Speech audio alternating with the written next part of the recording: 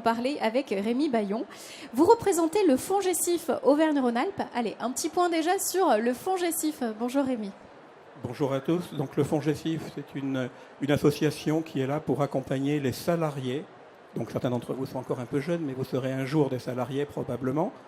Accompagner les salariés en CDI ou en CDD qui veulent changer de métier parce que, pour plein de raisons, on va en reparler, soit ils en ont assez, soit le métier change. On sait, et ça sera votre cas pour les plus jeunes, toute votre vie, vous allez devoir changer de métier. C'est fini les parcours où on faisait la même chose toute sa vie. Je crois qu'il n'y aura plus beaucoup qui feront ça. Et du coup, quand on change, il faut prendre le temps de ne pas se tromper. Et donc, le FONGECIF est là pour aider les gens à construire un nouveau projet, trouver un nouveau métier qui va leur convenir et essayer, bien évidemment, de regarder s'il y a du boulot derrière, parce que s'il n'y a pas de débouché, qu'on soit salarié ou qu'on soit à son compte, on risque d'être au chômage, ce n'est pas le but. Et puis après, de chercher des formations et puis chercher des financements pour les formations pour pouvoir aller dans ce nouveau métier.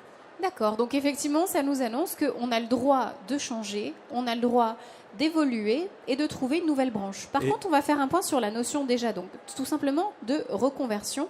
Quelles sont les questions que l'on doit se poser quand on a envie de changer de voie?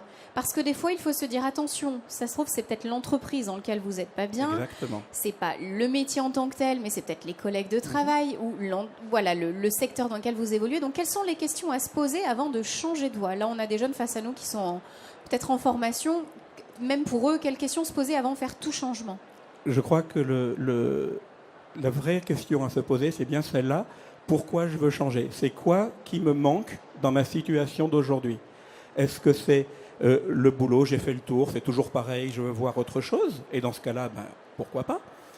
Est-ce que c'est, comme vous le disiez, j'en ai assez de mon chef? Peut-être que je pourrais faire le même travail, je l'aime beaucoup, mais il faut chercher une autre entreprise parce que voilà. Est-ce que c'est parce que c'est trop loin et mes conditions ou les horaires sont plus adaptés à ma vie de famille? Peut-être que pendant quelques temps, j'aurais besoin de chercher autre chose. S'interroger sur les motivations du changement. Donc on voit c'est un peu pareil pour les jeunes. C'est vrai que si vous habitez par exemple Clermont et que vous faites tous les jours le chemin pour aller à Grenoble, vous pouvez être fatigué, donc c'est peut-être pas votre branche qui vous plaît pas, mais c'est peut-être la façon dont on a à choisir sa formation aussi. On peut peut-être leur expliquer ça. Ensuite, donc, du moment qu'on se dit il faut que je change, vers quelle porte on peut aller taper aujourd'hui pour changer? Donc le plus important déjà, quand on a décidé de changer, c'est trouver effectivement du conseil. Partir tout seul à l'aveuglette, c'est difficile. Alors les adultes peuvent être accompagnés par le conseil en évolution professionnelle, un conseiller en évolution professionnelle. Il y a le stand juste en face là derrière, où un adulte, qu'il soit salarié ou pas, ou demandeur d'emploi, sera accompagné. Les jeunes de moins de 26 ans peuvent aussi être accompagnés par les missions locales, sur le stand toujours pareil, derrière. Les handicapés, les personnes en situation de handicap peuvent être accompagnés par Cap Emploi. Donc tout le monde, tous les actifs, en poste ou pas en poste, peuvent trouver quelqu'un qui va les aider à définir le meilleur projet pour changer. Donc c'est un message aux jeunes qui nous suivent. Vous venez peut-être au Mondial des métiers, trouvez votre voie, mais vous pouvez aussi trouver une nouvelle voie. Donc effectivement, quand on démarre très jeune, par exemple dans l'apprentissage, on a encore moyen à 20-25 ans de changer de métier et de s'organiser. Donc on note les organismes, le stand face à vous, orientation tout au long de la vie, mission locale, FONGECIF, beaucoup de personnes sont là pour vous aider, même plus tard le pôle emploi sur des formations. Ensuite, donc quels sont les conseils vous que vous donnez pour réussir sa reconversion professionnelle ou son évolution professionnelle? Quels sont les éléments clés? Dans les deux cas, que ce soit un choix, qu'on soit obligé de changer, l'important avant tout, c'est de bien connaître les métiers vers lesquels on pense évoluer. On a tous des images, des représentations des métiers, et des fois on se trompe un petit peu. Quand on a 5 ans, on rêve d'être pompier, on rêve d'être maîtresse d'école. Puis quand on a 15 ans, les métiers, les choix, les projets commencent à évoluer. On a envie d'être footballeur et on a envie d'être... Et petit à petit, on finit par trouver sa vraie voie. Sauf que sa vraie voie, elle peut aussi continuer de changer tout au long de la vie. Donc on va se renseigner vraiment sur les métiers. Alors le FONGECIF ou d'autres structures peuvent vous aider à ça. Il y a beaucoup de documentation, il y a les fiches métiers de Pôle emploi, il y a d'autres structures. je conseille toujours d'aller rencontrer des gens qui font le métier. Parce que je peux lire une fiche qui parle d'un métier. Si je peux échanger avec quelqu'un qui le pratique, je connaîtrai mieux la réalité du métier. Et ce qui est important, c'est de bien repérer les contraintes, les côtés pénibles. En général, on dit un autre mot, hein, mais enfin, il y en a dans tous les métiers. Et quand on n'a pas le choix, on s'adapte. Mais tant qu'on n'a pas changé, on a le choix du métier. Donc bien connaître les contraintes. Donc c'est pour ça, pour les jeunes en formation, pensez qu'il y a des stages, alors bien sûr Voilà. en troisième, et ensuite, on en a parlé hier, on va en rappeler durant toutes ces tables rondes aujourd'hui, les chambres consulaires, donc les CMA, les chambres de métiers de l'artisanat, ou les CCI, chambres de commerce et d'industrie, vous proposent des conventions gratuites. Vous pouvez en profiter du collège jusqu'à l'université. Vous pouvez en faire pendant les vacances scolaires. Vous allez voir donc une entreprise, vous dites voilà, j'aimerais voir votre univers, ce que vous faites comme métier. Et on vous propose à la CMA ou à la CCI d'avoir une convention gratuite pendant 5 jours. Et vous pouvez le faire pour les vacances de février, pour les vacances de Pâques, les vacances d'été. C'est non-stop toute l'année. Vous pouvez faire quand vous voulez. Il faut juste un établissement, une entreprise, et la CCI ou la CMA vous donne des conventions de stage. Donc l'idée, c'est de tester les métiers, Exactement. de se renseigner, aller voir. Alors, pour les adultes, pour les jeunes, effectivement, faire des stages comme ça, on a un petit peu plus de temps. Pour les adultes, forcément, c'est plus compliqué de poser des jours de congé, mais on peut aussi le faire. Donc vraiment, le conseil, il y a aussi des adultes ici, c'est d'aller rencontrer des gens qui font le métier qu'on vise pour échanger avec eux. Ça, c'est assez rapide. Et puis, quand on a identifié une ou deux pistes, de faire un stage pour vraiment confirmer. Alors, si on est demandeur d'emploi, c'est Pôle emploi qui le met en œuvre. Ça s'appelle une période de mise en situation en milieu professionnel. C'est un petit peu compliqué comme nom, mais c'est bien un stage d'observation. Ça marche aussi pour les salariés. Alors, on le fait sur nos congés payés, mais on peut aller faire ce stage. Ça, c'est vraiment la première étape. Après, quand on a identifié le métier, on sait qu'il va nous plaire longtemps malgré les contraintes. À ce moment-là, on va vérifier qu'il y a du boulot derrière, qu'il y ait de l'emploi possible. Alors, comment on fait ? On va regarder les offres d'emploi.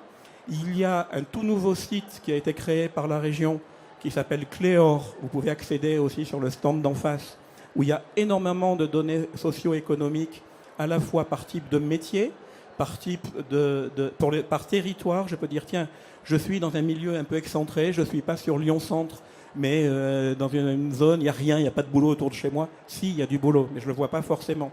Et donc, en tapant le nom du territoire, je vais voir les métiers qu'il y a autour. Ça me dit quels sont les profils des gens qui travaillent, ce qu'on attend, le nombre d'hommes, de femmes, les salaires, les âges moyens. Je veux voir s'il y a ce métier, il n'y a pas beaucoup d'offres aujourd'hui, mais je vois que les gens sont âgés, qui vont bientôt partir à la retraite. Ben, je suis jeune, je peux anticiper et me dire, quand je sortirai de mes études dans 3 ans, ou 4 ans, ou 5 ans, ben, il y aura de la place. Donc, se renseigner sur les débouchés. Donc un gros travail de documentation à faire avant de changer de voie. Renseignez-vous sur tous les aspects. Donc concrètement, on va revenir au FONGECIF. La condition pour être épaulé par le FONGECIF, c'est d'être salarié. Est-ce qu'il y a d'autres conditions ? Comment ça s'organise pour avoir votre aide, tout simplement ? Pour le FONGECIF, il suffit d'être salarié en CDI ou en cours de CDD. Et là, vous pouvez bénéficier d'un conseil et d'un conseiller d'ailleurs, qui sera votre conseiller référent et qui va vous accompagner dans tous ces projets de reconversion. On parle de reconversion, de chercher du travail. Ça peut être aussi créer son entreprise. Ça peut être se mettre à son compte, soit parce qu'on ne trouve pas de boulot et qu'on est au chômage et qu'on en a assez, donc on va se créer son propre emploi, soit parce que je veux me mettre à mon compte, là encore, s'interroger sur les régions, sur les raisons, etc. Donc le FONGECIF va vous accompagner, non pas dans le lancement de l'entreprise, mais dans la précision du projet. Essayer de comprendre si je veux vraiment me mettre à mon compte, ou c'est une fausse piste, si il vaut mieux que je fasse que je cherche un travail salarié, et voir comment préciser le projet pour ne pas se tromper. Donc, en quelque sorte, si on résume, le Pôle emploi, c'est pour les personnes qui sont en situation de chômage. Exactement. Et pour les salariés, il y a le FONGECIF. Il y a pour les salariés en intérim, attention, c'est le FAFTT. C'est la même chose que le FONGECIF, mais pour les gens qui sont intérimaires. Est-ce que ce sont des services qui sont payants ou est-ce qu'on peut Tout est gratuit. Passer la porte C'est gratuit au FONGECIF et au FAFTT, c'est gratuit, c'est confidentiel. Donc vos employeurs ne sont pas au courant si vous êtes en CDI. Ça ne regarde que vous. Et c'est vous qui décidez d'en parler ou pas à un moment ou à un autre à un employeur. Si vous voulez faire une formation après, bien évidemment, il faudra demander l'autorisation à son employeur de vous laisser partir, puisqu'il faut qu'il prévoie de vous remplacer. Quel est le calendrier? Est-ce qu'il y a des sessions pendant l'année à laquelle on vient vous chercher tous les 2 mois, tous les 3 mois, ou c'est pendant toute l'année? Nous, on est ouvert tout le temps, on accueille tout le temps. Je vous encourage, dès que vous avez des questions, à prendre contact avec nous, parce que même si beaucoup de formations commencent en septembre, octobre, il y a des formations qui commencent toute l'année. Et pour partir en formation en septembre ou octobre, on a intérêt à préparer son projet en amont. Et donc, dès qu'on a l'idée de changer quelque chose, de rencontrer un conseiller pour préparer son projet, quitte à partir en formation 9 mois ou 1 an plus tard. Si le projet est bien construit, on ne se plantera pas, on aura plus facilement un financement parce que le projet sera bon, et on pourra donc réussir sa reconversion.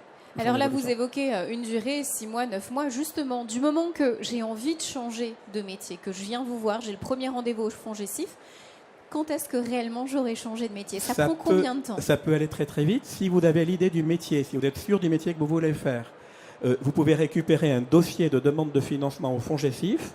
Vous n'êtes pas obligé de voir un conseiller. Vous prenez votre dossier, vous le montez toute seule si vous voulez, et vous verrez bien si ça passe. Le dossier doit être rempli par votre employeur et par l'organisme de formation, et par vous. Déposé 1 mois avant la commission, mais il y a des commissions tous les mois. Et il y a la réponse le soir de la commission. Donc ça veut dire qu'il faut qu'on aille le voir quand on s'est bien décidé, qu'on s'est renseigné auprès de vous. Comment ça se passe vis-à-vis de notre employeur?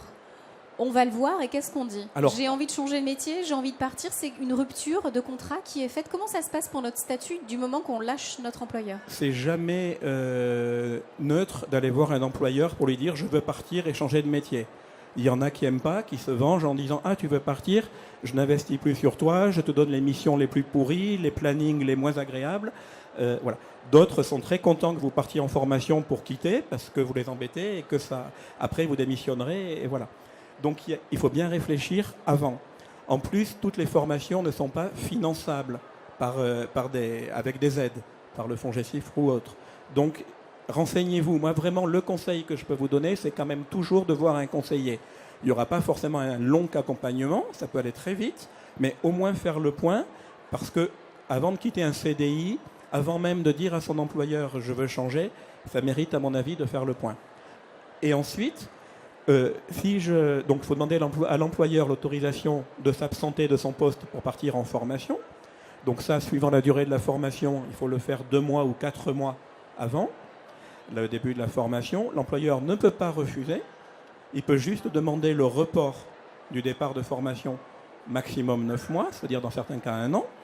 Et après, vous partez en formation, il ne peut pas s'y opposer. Pendant la formation, il continue de vous payer, vous restez salarié de l'entreprise si vous êtes en CDI.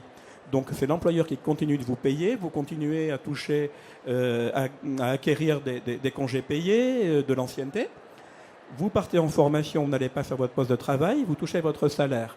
La Caisse des dépôts rembourse votre salaire chargé avec les charges patronales à l'employeur et paye aussi l'organisme de formation. Donc ça ne vous coûte rien. À la fin de la formation, vous retournez sur votre poste de travail. Mais si la formation a été bien choisie, qu'elle a été utile, vous allez trouver du travail et vous démissionnez dès que vous avez trouvé un poste ailleurs. Donc, on se rend compte que pour l'employeur, ça peut être parfois contraignant ou effectivement peut-être un soulagement. Mais quels sont donc les salariés qui peuvent prétendre à ce service? Qu'on soit dans une petite ou une grande entreprise, tout le monde a le droit de dire à son patron « je veux changer de voie, être formé ». Il n'a pas le droit de veto. Alors, il n'y a pas de condition. Attention, pour être éligible au CPF, il y a plein d'informations sur le compte personnel de formation qui est maintenant l'entrée naturelle pour le financement de formation. Il faut avoir, pour les formations longues, et donc cette autorisation de l'employeur d'être rémunéré par lui pendant qu'on n'y est pas dans l'entreprise et qu'on est en formation, il faut avoir travaillé au moins 2 ans et puis avoir au moins 1 an d'ancienneté dans l'entreprise si on est en CDI, ou avoir au moins 4 mois de CDD si on est en CDD. Donc il y a des conditions comme ça qui sont un petit peu subtiles, mais après l'employeur ne pourra pas s'opposer. Attention juste sur la formulation, l'employeur est obligé effectivement de vous laisser partir, éventuellement en imposant un délai qui peut aller jusqu'à 9 mois. Vous avez dit tout à l'heure, l'employeur, je vais lui demander de me payer une formation. Il est obligé de former ses salariés, mais uniquement pour ce qui l'intéresse, quand ça intéresse l'entreprise. Alors que le congé qui permet d'être rémunéré pendant sa formation pour partir.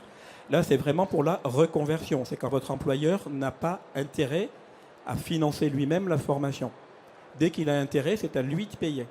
Et il y a un organisme qui peut l'aider, qui est son OPCO. On ne va pas rentrer dans le détail. Voilà, l'exemple, c'est que si vous travaillez pour un cabinet d'avocats, il va vous payer une formation, par exemple, pour vous améliorer en anglais. Il ne va pas vous payer une formation de boulanger. Exactement. C'est l'exemple que je prends toujours. On est d'accord. Donc en fait, on va rappeler tout simplement les services du FONGECIF. Donc où vous voir, comment? Est-ce qu'il y a des portes ouvertes? Est-ce qu'il faut prendre rendez-vous avant d'aller au bureau maire? Où est-ce qu'on vous trouve sur la région Auvergne-Rhône-Alpes? En fait, on est implanté sur toute la région, sur pratiquement tous les départements.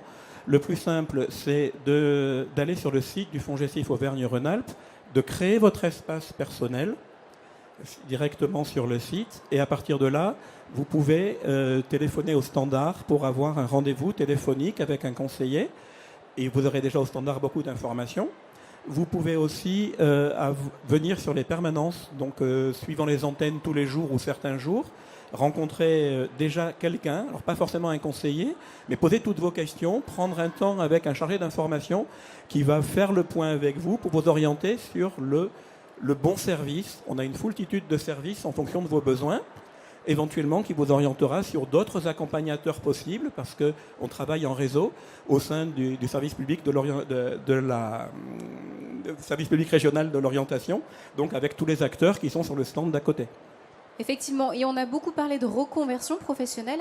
Un petit mot peut-être sur l'évolution professionnelle ou même la mobilité professionnelle. Quels sont ces autres services sur lesquels vous pouvez nous donner quelques clés? Alors surtout tout ce qui va toucher autour de l'évolution, c'est-à-dire je veux rester dans mon métier mais prendre plus de responsabilités. C'est vrai que c'est important de ne pas se tromper. Combien de personnes ont été promues chefs d'équipe alors qu'ils n'avaient pas la personnalité pour, c'était trop tôt ou trop jeune ou trop... et ils se sont plantés, et l'entreprise a dû s'en séparer. Donc tout le monde est perdant dans l'histoire. L'entreprise qui perd un bon collaborateur, puisqu'elle l'a promu, le collaborateur parce qu'il se retrouve au chômage. Donc c'est important de bien réfléchir tout ça.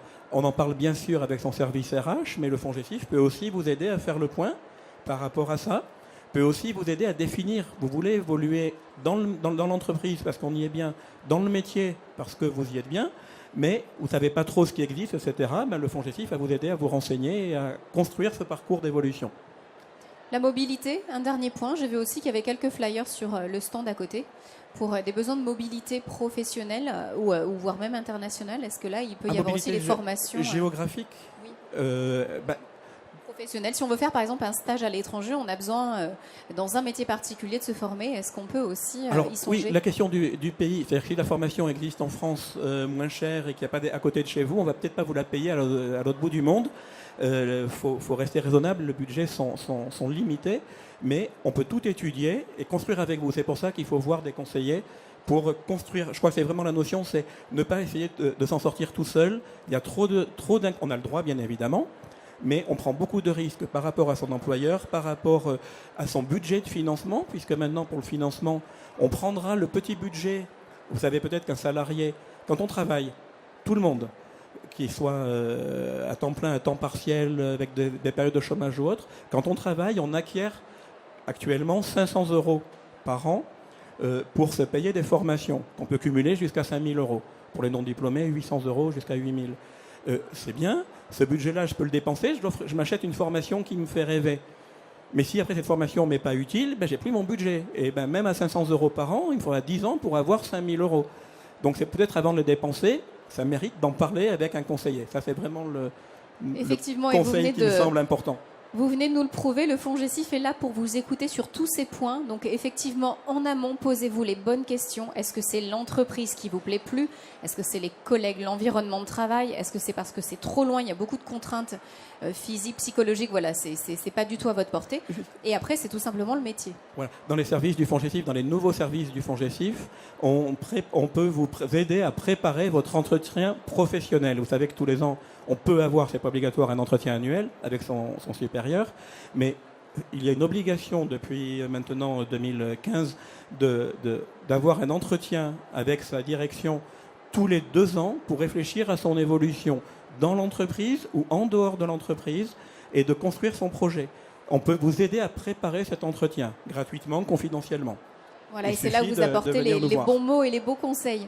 Donc, Évolution, reconversion, c'est un droit aujourd'hui. Des personnes sont là pour vous aider. Selon les statuts, moins de 26 ans, les missions locales. Si vous êtes en situation de chômage, ça sera le Pôle emploi. Puis après, si vous êtes salarié, ça sera le FONGECIF. Et on verra pour les intérimaires.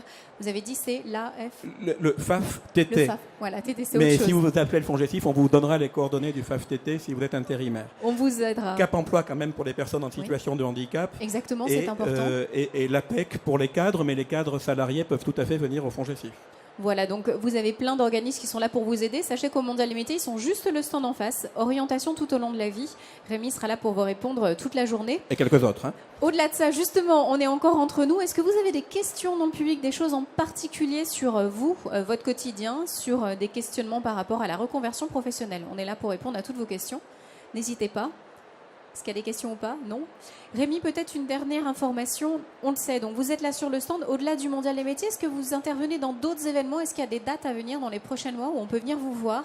Ou est-ce que tout simplement, il faut relever la permanence au FONGECIF et on prend rendez-vous directement? Ça, c'était vraiment le gros événement du début d'année.